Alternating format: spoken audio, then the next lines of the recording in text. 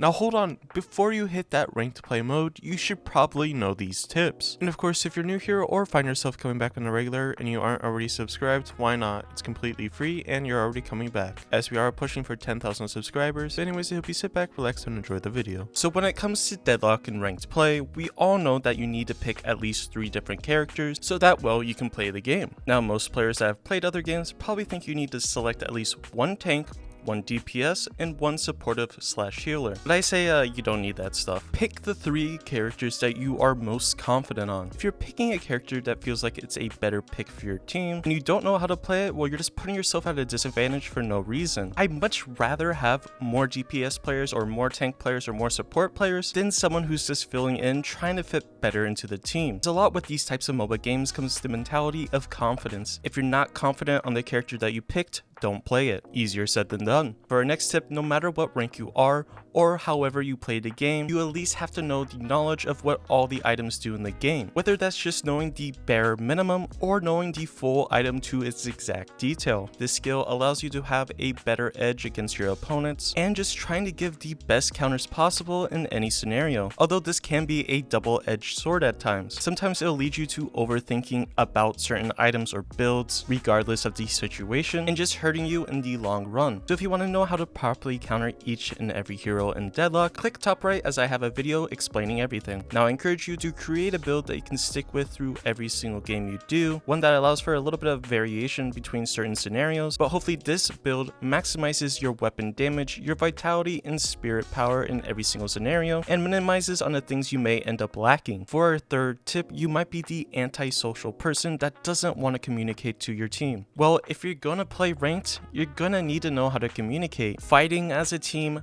doing objectives as a team, and just communicating throughout the entire game is probably the best way and the easiest way you're gonna win your games. The more communication you have with your team, the better your odds are winning. It can even be as simple as letting your team know that your laner is missing. That information you just gave can save maybe one of your teammates an early death and you getting flamed. Or you can have more complex communication with you're trying to do a team fight and you're actually trying to have an organized fight instead of just running at the enemy like a bunch of headless chickens. Now for our fourth tip, a lot of people have probably talked about this and I have talked about it quite a lot with my other jungle videos, but knowing the timings of certain camps and certain objectives on the map is really crucial in the game. Knowing the timing allows you to maximize your souls that you're getting, knowing when and where buffs are going to be spawning, getting maximum potential out of the golden statues, knowing when the urn is going to spawn, knowing when mid boss and other things like that are going to be spawning. So something to keep in mind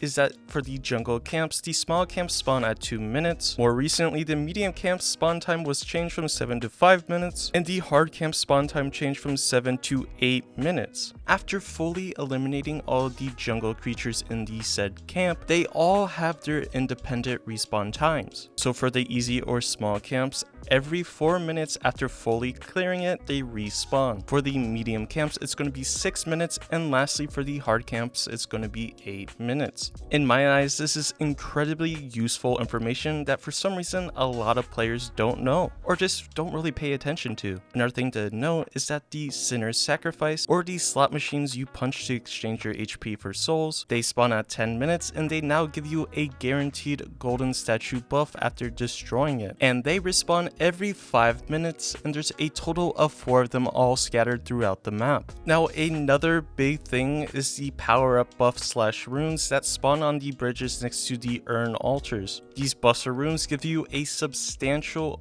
bonus in your skills, your movement speed, or even your weapon damage and ammo capacity. Most people glance or skip over these, so it's highly encourageable for you to actually go and get it. Something to also note is that the jungle minions are the source of unsecured souls, so try to keep in mind when you're farming that if you feel like you're going to end up dying, try not to get too many unsecured souls. And those were my quick tips to prepare you for the ranked mode. Of course, if you're new or find yourself coming back on the regular and you aren't already subscribed, why not? It's completely free and it greatly helps me out. But anyways, hope you have a great day and I'll catch you in the next one.